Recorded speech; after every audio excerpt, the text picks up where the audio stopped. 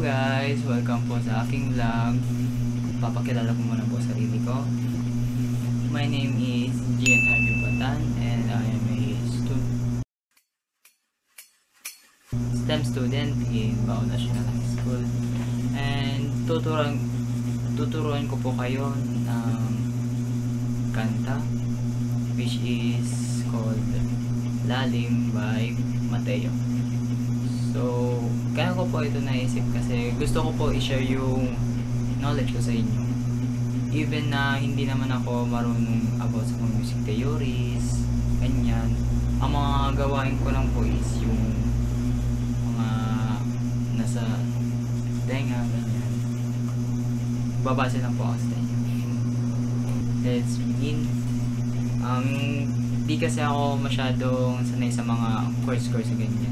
Kaya di ko alam kung anong chord to, pero ang gagawin na lang natin is halimbawa may tatlo akong finger dito and ilalagay itong isa, lagay mo dito at ito magiging ganyan yan. Ito yung first, the second string, third string. Ito yung unang chords nung lalim. Dapat ganito yung tunog. Yan. Tapos yung plucking niyan, ito. Ay, mali pala. Ito munang 4th string, ay 3rd string, 4th string. Tapos pluck nyo tong dalawa. Kaya bale, magitunog.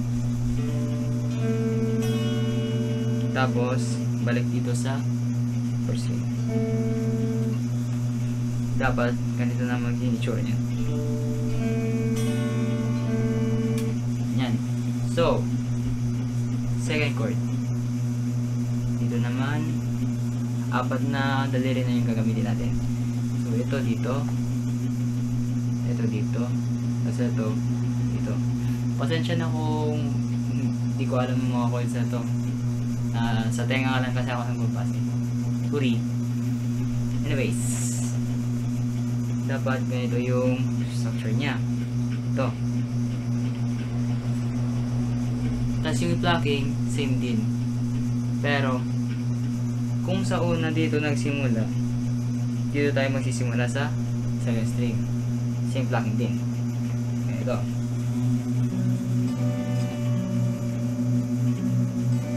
Gets?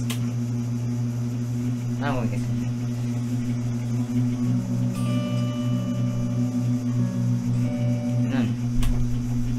Next is third chord na. Yung third chord, ito lang gagamitin natin. Itong dalawang daliri. Lalagay siya dito, dito. Same plucking din, pero sisimula tayo sa first string. Ito. And same plucking din.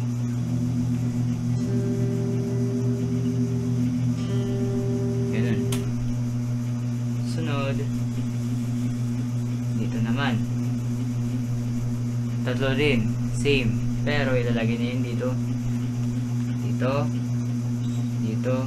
at dito. As you can see.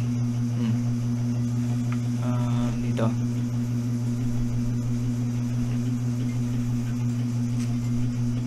Tapos yung plucking, same din.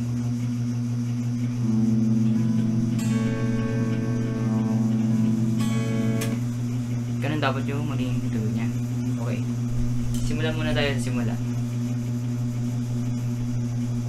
Bam, bam, bam, bam, bam, bam, bam. Second chords. Bam, bam, bam, bam, bam. Third chord. Bam, bam, bam, bam, bam, bam. Fourth chord. Bam, bam, bam. Na.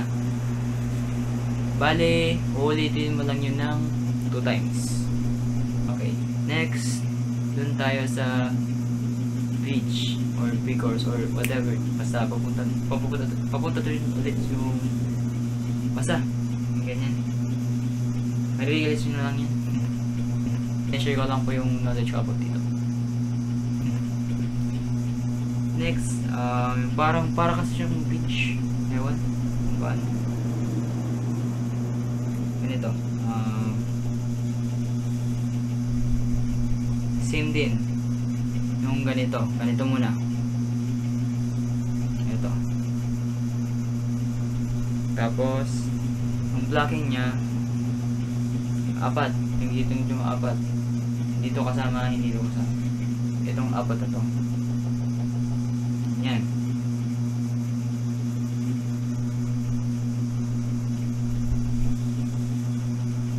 Okay. Yan. So, mali pala ako. Ito ang gagamitin.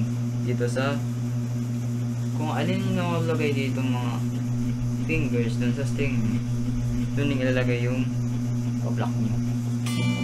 Yan. Dalawa lang yan. 1, 2. Sabay nga. 1, 2. Yan. 1, 2. Next chord. Ito naman. Paras din. Yung apat. Pero itong isa, lalagay mo dito. Second finger, lalagay mo dito. Third finger. Fifth finger. Kaya niyan na magiging itsura niyan. And ang dapat tutunod niyan, ito. Bali 2 times 10. Tapos, balik tayo dun sa pinakaunang chord. Ito din na tatlong gagamitin. Ito. Paras na block. Paras na block. Tapos, sa last, isa-strum na natin. Apat na finger din. Lagay mo dito. Dito. Tapos, ganyan. Makikita nyo. Na. Dapat mag-ginong nyo is ganito. Yan. Para may gabi.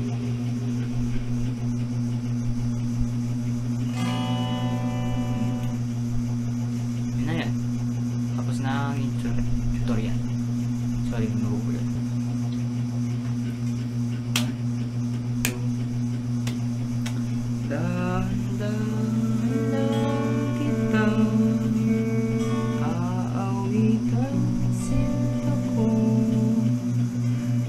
Pagsapit ng dilim at tayo magkapiling o sa himila ito ako'y di matuto ipagkatiwala sa iyo ang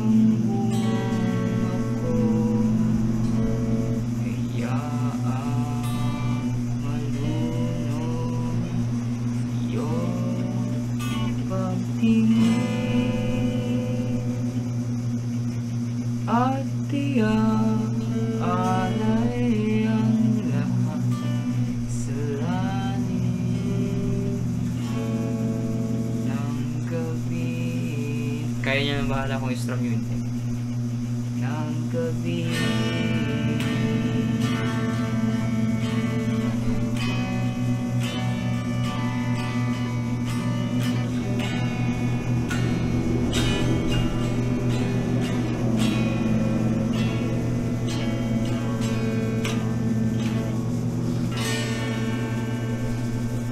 Yay! And that ends po